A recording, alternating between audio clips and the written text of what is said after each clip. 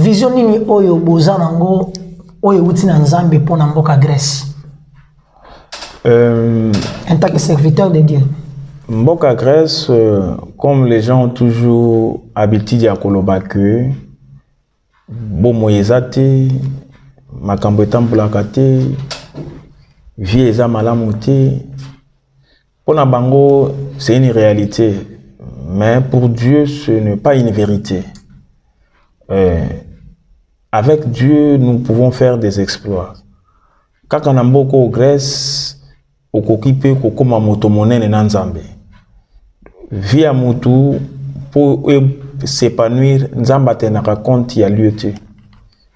Dans la Bible, nous avons vu bato batamboli na Nzambe, bakomaki na bisika oyo bikauki, mais avec Dieu bato wana ba changea esika wana. Bato wana ba mena vie ya abondance na Nzambe. Et au côté dans la Bible Isaac aussi, la Bible au komona Élisée aussi, après que Eli Amata, aya babimbo keza malamu mais ma eza mabe, yende azalaki acteur ya développement na sika wana. Donc biso bana na Nzambe, esika oyo batu balobi keza malamu te, la vision que Dieu nous a donnée, biso tokoki ko rendre bon moyi esika oyo batu balobi ke bon moyi ezate. Voilà la vision que Dieu nous a donnée. Imprimer la nature de Dieu là où la nature de Dieu n'y est pas. Merci pour la... En tout cas, merci. Toyoki o Elizayaki que vision o Nzambe apesa pour la Grèce, pour la Moussa Nzambe.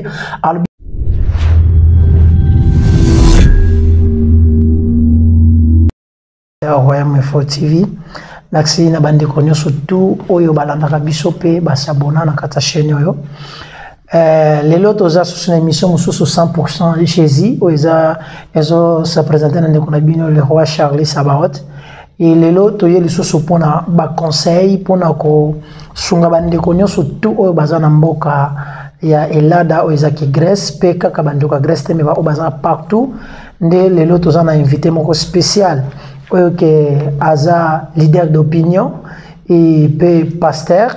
Na kombo ya pasteur Caleb yende moto akozana biso lelo na kati ya chaîne na biso pe na kati ya mission na biso pona kosunga biso na ba conseil ya bandeko ebele na kati ya mboka oyo sujet na biso lelo na 100% Jésus ke bato ebele babengi balobi que non mboka wana eza na souffrance mboka wana eza na misala te mboka wana eza na ba problème ebele comment bato bazo se sortir comment que bozana basali na Nzambe kuna ndenge boso sortir avec ba serviteur de Dieu baza kuna donc balobi ba makambo plus que ebele mais le lot ozana serviteur de Dieu oyo ke ako solo la biso mamuke bobi ke à part serviteur de Dieu bato baza ba papa na ndako aza responsable donc aza pe na mo oya ko pesa biso pona ko conseiller jeunesse auto bandeko o ba bengami na ba congolais o baza na mboko yo OK baza na posa ta conseil ceux qui bazo ya ta église te mais ba ko bénéficier en à travers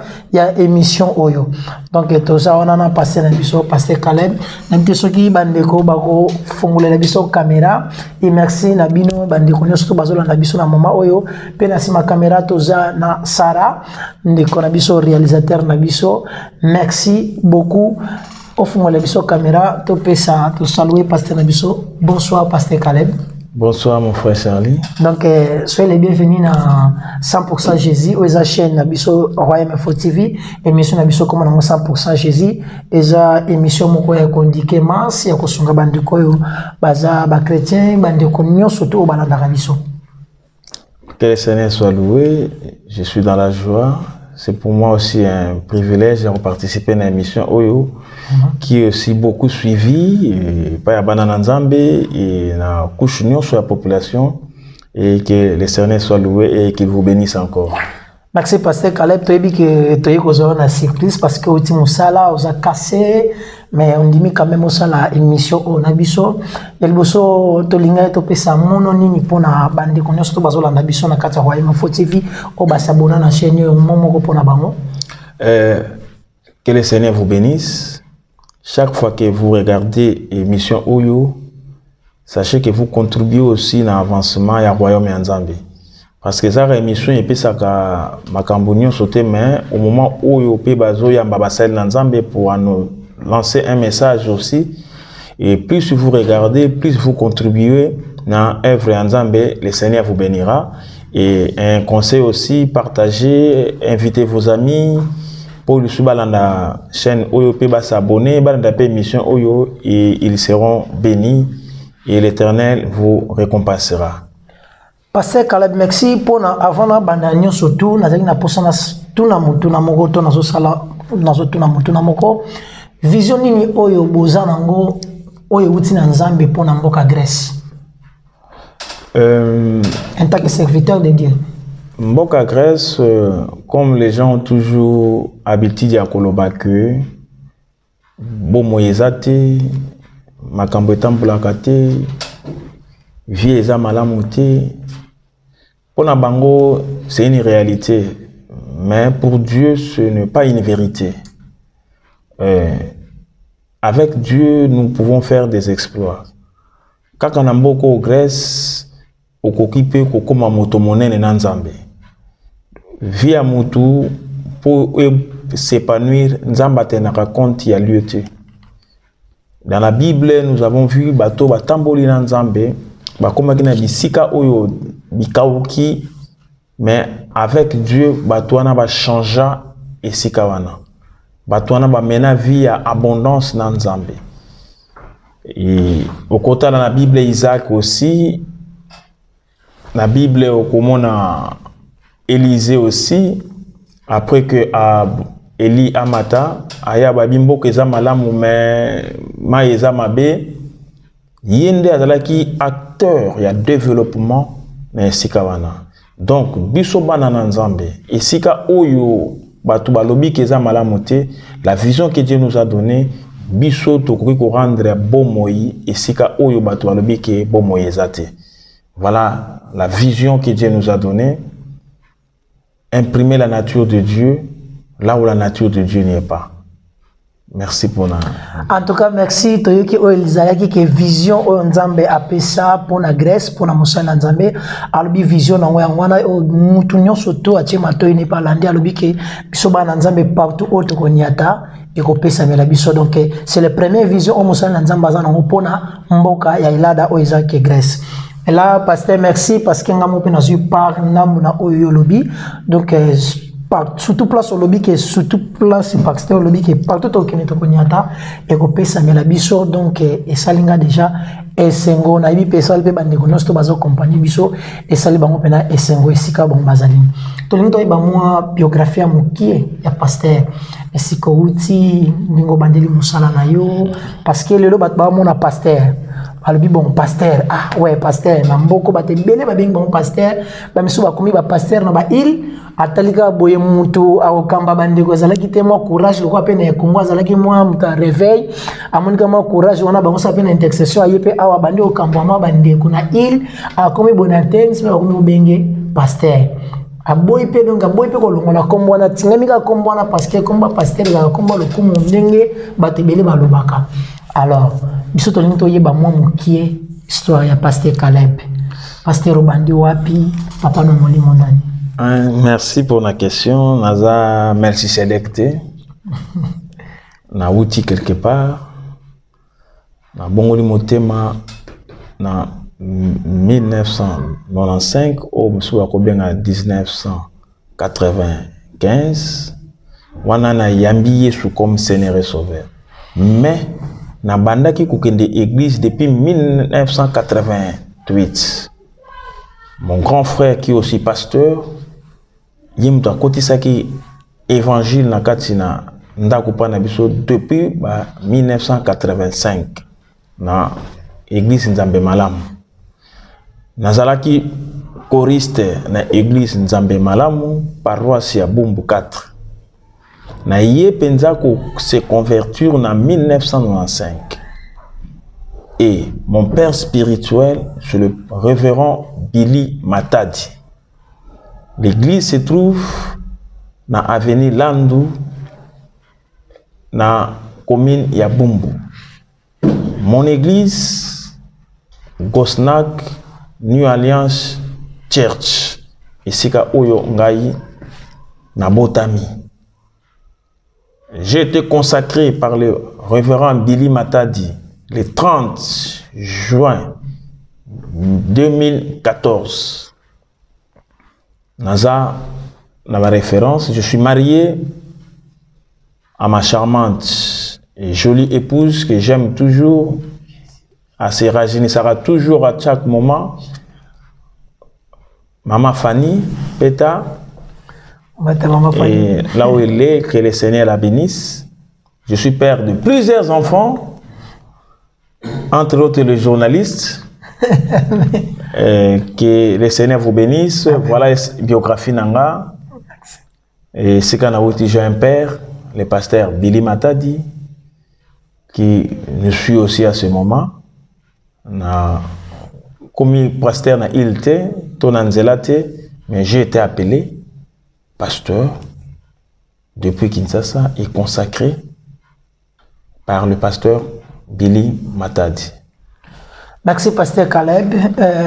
Pasteur a pris ma référence na union surtout na bandi que mututu à comprendre très bien parce que a pris na ba jour donc pasteur a sali kandenge yazo salaka donc a pris bino na ba date na ba jour donc ils ont pris sa confirmation et a ministère na ye pasteur tolunto yeba na ministère na yo nzamba bengi opono sala nini mission ni on nzamba pesio na ministère na yo. Merci pour la question. Ministère Onzamba Pesingaï, ils allaient imprimer sa nature et Katia Banananzambe. C'est-à-dire, Banananzambe, Balongwa, na enfance spirituelle. Banananzambe, Balata nature yanzambe, nature ya concurrent. Banananzambe, Balongwa na vie ya dépendance spirituelle.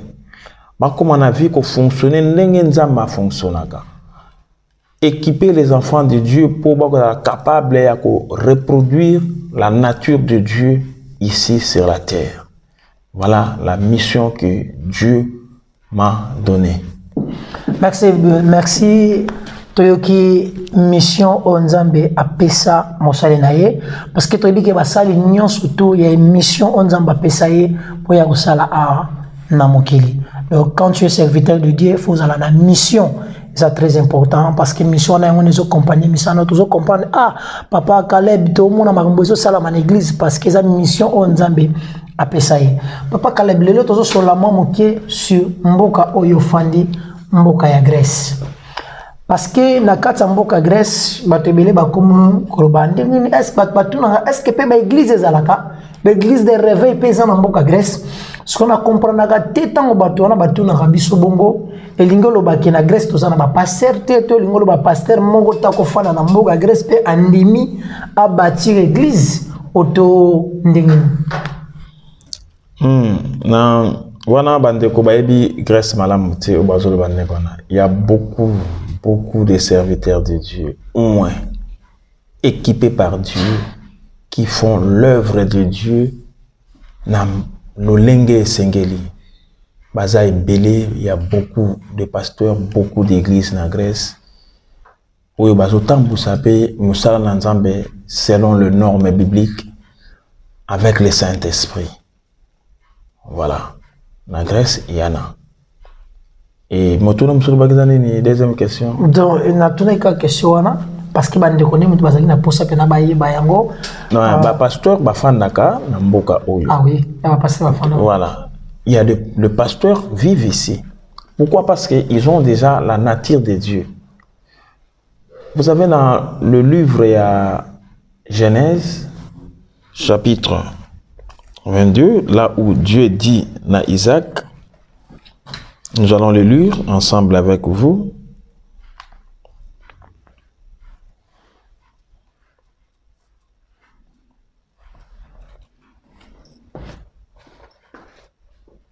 Genèse chapitre 26, verset 12, je m'excuse.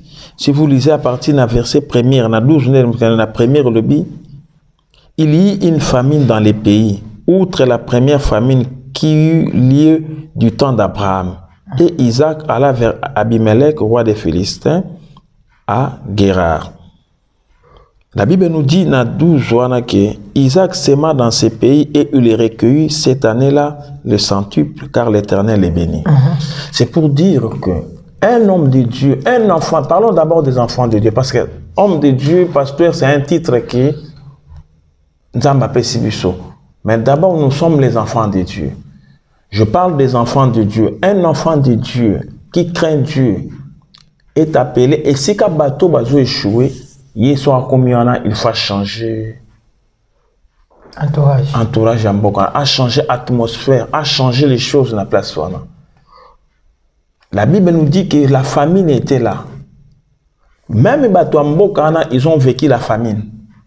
Mais parce que Isaac a même Nzambe, Bible dit kakana kati ya koka wana kakana kati ya famine wana Isaac a semé et Isaac a récolté. Sur on dit que Isaac a comme riche et fort riche. Pourquoi? Les pasteurs ont compris pour dire nous montrer aux gens que avec Dieu, là où les gens sont en train de pleurer, nous sommes capables de produire la vie. Et si vous lisez aussi dans la vie d'Élisée, Élisée, comme je vous ai dit dans l'Evangile, Élisée batolobi mboka eza nango malamu mais mayo eza bololo ezope sabo moïté. Élisée aussi pouvait partir, mais tellement que c'est un serviteur de Dieu qui est appelé à apporter les changements, l'espoir, la vie de Dieu place sur Nezali, a mis apporter-moi du sel, n'a pas Sika, il a changé l'eau, a purifié, a assainir maï. C'est pourquoi vous voyez que les pasteurs sont là et ils sont en train d'enseigner au peuple de Dieu, de vivre la nature de Dieu, d'être des vrais chrétiens pour baser la capable de changer l'environnement na bango. Voilà la réponse que je peux vous donner. Est-ce que pasteur Caleb, est-ce que tous les pasteurs à Angelo, ils sont obligés à ça l'église dans l'antenne? Tu mets la question. Quand ça l'église est dépendant d'un pasteur, quand ça l'église est à la volonté à pasteur, c'est le Saint-Esprit ou Dieu qui dit à l'homme de Dieu, reste d'abord là où tu es. Ceux qui passent à Yoki Nzambi, que Nzamba Ebisi commence l'œuvre parce que Dieu a une mission à quoi accomplir le Sikawana. Et c'est la volonté à pasteur qui face à l'église. Mais sous ce bazar bazoleka parce que l'Éternel il n'a pas dit que batikala. Parce que belé bazar pe bazoleka Nzamba Ebisi bon que yo awate kende. Mais oyo abandi église awa abandi on a volonté na été. C'est Dieu qui lui a parlé. Il a entendu Dieu et Dieu lui a confirmé qu'il commence l'œuvre. Et la personne commence. Et ça obligation ou pas dans Nzambe mais pas na yé mon côté. Voilà. Mais vraiment parce que na yoka kini de komoko ibisinga ya betelinga li solo.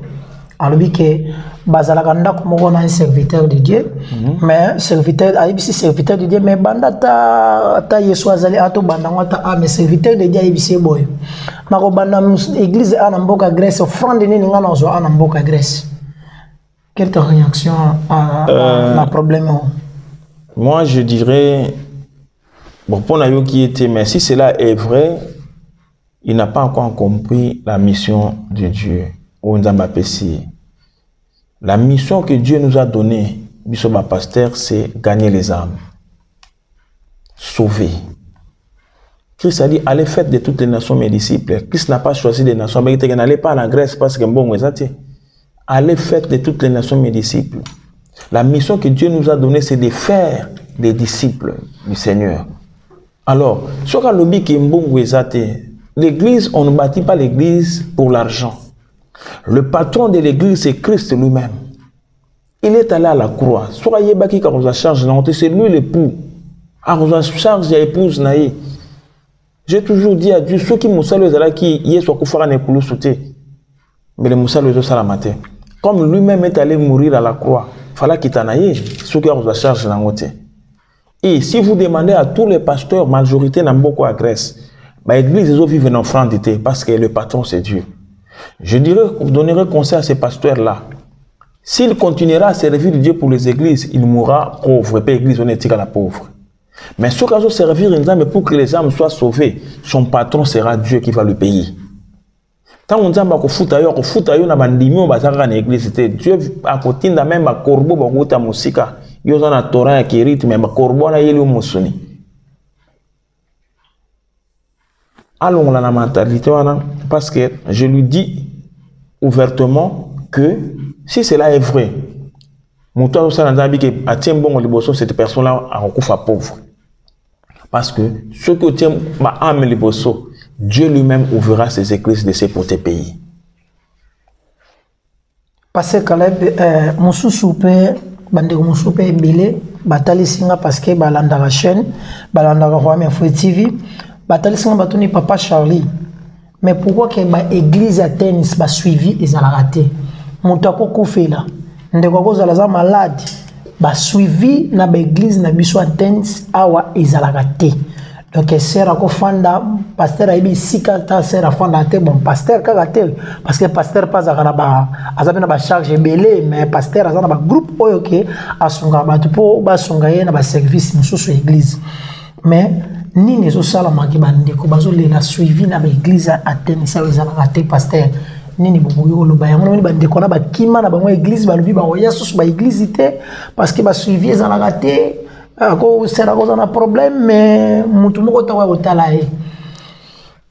crois, je ne sais pas répondre à cette question parce que naïebité. Je parle de moi-même, pas un abisso. Tu peux demander à tout le monde au Azana le Cambo. Ngai mo d'abord pasteur, na banda on la suivi. Ce qui na bengi yo, ce qui t'a koufé libé mutazana le Cambo na bengi. Na kiti na ndako na komi soki tant ezate na koma na ndako kaza musika le téléphone suivi mondela sa moderniser ya makambo nyonso soki na physiquement ezate mais ya suivi sur ça na niveau ya téléphone nazo solola il y a notre sœur, une sœur avec nous akufela ki mama je suis allé tina ndako na prier pour na bango il y a un autre frère aussi akufela na solo na ye. Et je voulais parler de pasteur Nazan côté, na oya to kuta na église, on a fixé la norme. Je crois demain après l'église, on va se retrouver. Mais au battement de biana na yebité pour nanga ko affirmer que na église à Grèce suivi exact na yebi angote mais moi je te dis que chez nous suivi ezali. Mais je crois aussi que na église on a suivi ezali. Peut-être ba ben rappel bango na téléphone.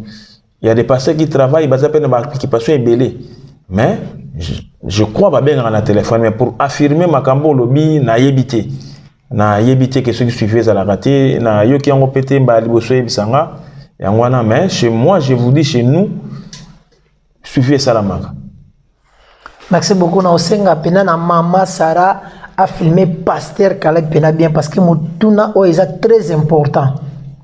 Pasteur Caleb, est-ce que entre ma pasteur na ya Grèce à Athènes entre bino na bino ba serviteur de Dieu beaucoup t'en a pour na bo solo la situation un peuple soit par exemple communauté congolaise est-ce que beaucoup t'en a beaucoup t'en a pena bande ko ba diriger la communauté congolaise boy ba problème ni nezo lega na communauté congolaise to bozala rapete na kokuta na moko entre bino na bino ba pasteur boyoka ni peza la kato kokuta na bino bo solo la boye bata ndenge nini bozo diriger ndenge ko pesa na ba conseil na bino est-ce qu'il y en a ten c'est ça je dirais kokuta na ya ba pasteur na yo ki ngote mais pour dire que conflit entre ba pasteur et zate je ne permettre na tanga kombo ya un pasteur qui avait qui kokuta na pasteur Kalo c'est lui qui a cette initiative là. Un jour je parlais avec lui à lobby que Azana vision la coûte un pasteur nyonso. C'est déjà une bonne idée. Et moi, ma prière est que Nzambe akokisa yango, ça sera pas un problème. Pour kokuta nata bakuta nezate que plateforme moi salama pasteur bakuta na raba so la raba priaka na moni yango te na nezate mais il y a de bonnes relations, on se parle le téléphone internet okuta naka on s'invite à inviter à l'église et puis il y a pas vraiment de problème. Bon pour la communauté congolaise là, je ne sais pas. Ils ont prévu le lot nazala kuna na communauté congolaise, mais ils n'ont aucun empêchement pour na makamo nazala kinango. Ngai mokona nous faut s'inscrire. J'avais parlé ça avec quelques frères à l'église qu'il faut na comme na communauté congolaise na kende ko s'enregistrer na kende pe kuna na qu'est-ce qui se passe na communauté congolaise. Ngai pena même ma pierre na ngai na communauté congolaise. Je crois Et je profite d'en parler que après convention tout ça nango campement tout ça nango semaine prochaine au banda inauguration banda lobby dimanche le 31 et le 1er novembre au 7 novembre nous avons un campement ici où il y a la présence en Nzambe pour Nzamba sa biso bolamu. Et comme thème la semaine, comme elle est restée longtemps en prière et en atika longtemps en prière, il y a un abotaki Isaac. Et je crois que cette semaine, la présence en Nzambe Torozanango, chacun de nous a quoi coucher destin naïe, a quoi coucher moi nanaïe Samuel, plutôt Anna beaucoup couché Samuel. Donc a coucher pe Samuel naïe pendant cette semaine. Alors après cette semaine, ce qui est convention ici, na kosa l'effort na la communauté congolaise pour ngaipe na sans résister la communauté congolaise pour na yeba ce qui se passe dans la communauté congolaise. Vraiment la communauté congolaise n'a pas dit que bolanda ba vidéo parce que la vie que bango pe bayaka na bango papa bango pe sur pesi bango invitation président Didier bayaka pe bayako visiter église batali peignon surtout ko son appel na makambo susu parce que bino na bino boza ba éducateur bango baza ba responsable ba kenda bati na nanya awa na immigration pona ko solola pona ba communauté nyo surtout congolais baza kawa na panzi collaboration entre église na communauté congolaise za la pena très important pona ko songa bande ko mususu parce que kala bito yesu ko na makambo mususu ezake parce que émission na biso donc da ko citer mais to yesu ko na posa o le banabiso pasteur Caleb condition ya mboka oyo est-ce que ça conseiller avec le banamoto afanda na mboka oyo otote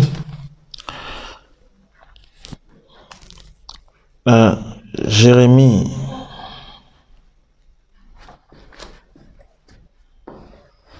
chapitre 29, je vais lire et on va répondre à la question.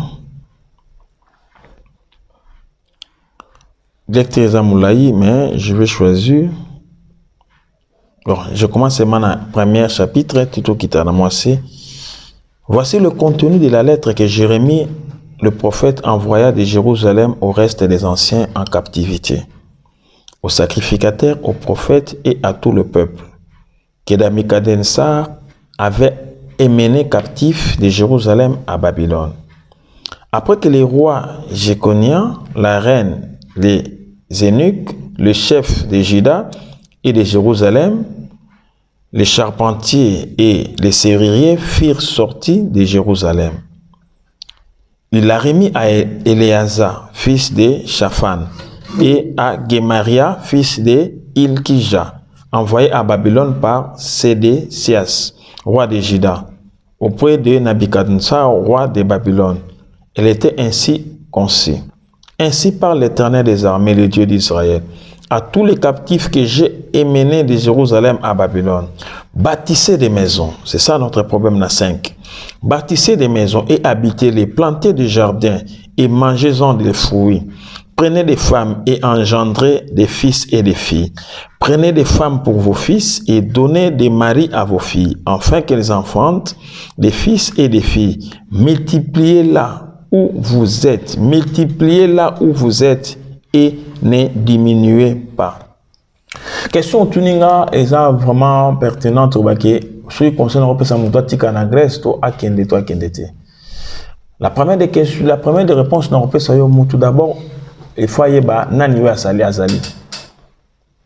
Ce qui mutoye binani azali, abikaza mwana na Nzambe, c'est que aza capable de personne soit commis à rendre la personne vivable. Na pas surtout c'est la même question qui a été problème qui na kati ya bana Israël, bazaki na captivité na kati ya Babylone. Il se disait tout ça est l'autre, biso photo kende. Tout ça est l'autre côté, ah biso photo continue koleka. Mais le prophète a dit la tabisi bango que beaucoup kende na yebi. Beaucoup leka na yebi, bozo kende pesa beaucoup na destiné mais tant bozana no awa. Botonga. Bolona, bobuka, bobalisa, bo se multiplier, bo sa nini.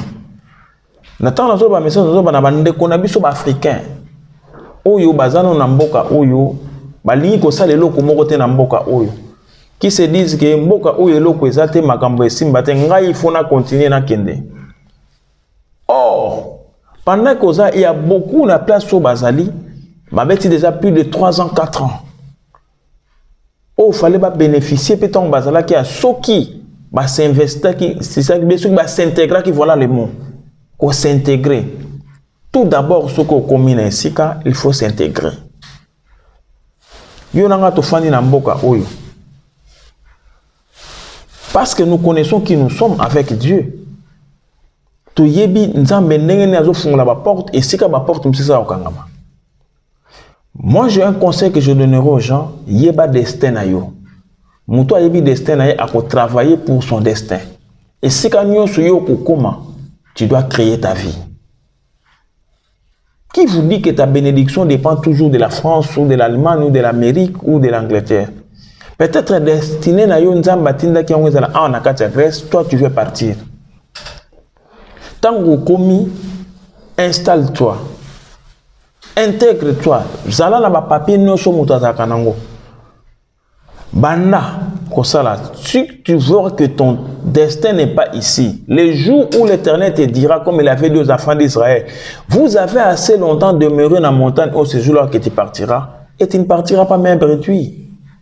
Tu ne seras aussi non plus charge pour la bâtiment que songolo.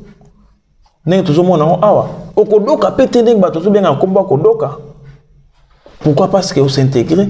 Pourquoi? Parce que aux osala, comme Jérémie avait dit, Mukoloko kende, okepe na biloko na yo, okepe na mbongo na yo, kokende kuno bandeli sou vie à zéro, bien sûr, mais nampiaka, ofana na ndako batu na salon, ba komisio sous patata maman mbimba, o batela kabana, parce que tu n'as rien. Moi j'ai toujours dit aux gens, au tout en Grèce, tant aux awa, linga tu na nzambe, nzambe destin nga ezawapi. Autre chose. Ce n'est pas parce que batu nyonso bazo kende tel pays, nga pe karanda kende tel pays. Okokoma awo bando tu ni nzambe. Oluki no nzambe. Ndenge na bina séminaire otoza nango. Yakana no kota na bojindo, demeurer na présence en nzambe. Demeurer dans la présence de tout nzambe nzambe. Place na ngeza awa. Sur sa place c'est ça ici, tu vas développer ces pays. Peut-être soit tu seras l'acteur au comme ma développement comme Elisa Memaki Ango. Peut-être tu seras l'acteur ou l'actrice au ma développement lokola Isaac Memaki. Vous comprenez? Ça m'a dit Isaac aucun en Égypte tu kana awa. Na Genèse surtout temps à 26. Peut-être nous avons na posa no pour un temps. Mais si l'occasion est mon que je n'en disconviens pas. Mais Moutoufa yebaka nini il faut asala. Tango komi esika tuna nzambe. Esika nanga yango to yango te. Un conseil que je donnerai aux gens. Parce que il y a batu na mboko yo. Bazo sapi makamamene na mboka. Baza na mboko yo bazo tonga. Baza na mboko yo bazo somba. Baza na mboko bazo sala business. Baza na mboko bazo sala. Aza kutu na vie ya malamu koleka bato bakenda kutu kote bazo kende wana. Parce que ba découvrir qui destiné na bango, ba yeba qui destin ya vie na bango, ba travailler qui sur destin ya vie na bango. Ce que vous travaillez pour na destin ya vie na yote, c'est alors que bandako errer. Yeba ka ngo que un peuple errant ne bâtit pas. Lelo awa lobikuna, un peuple errant ne construit pas. Mais si tu restes avec Dieu, tu demeures dans la présence de Dieu. Obinzambe, destiné nanga ezawapi. Si Dieu te dit non, ngala benga ki otika nanu awa. Et Dieu pourvoira à tous tes besoins. Tu vas réaliser ta vie, les rêves de ta vie. Namboko ozali même na kata Grèce awa. Le problème est que il faut confesser ce que toi tu vois.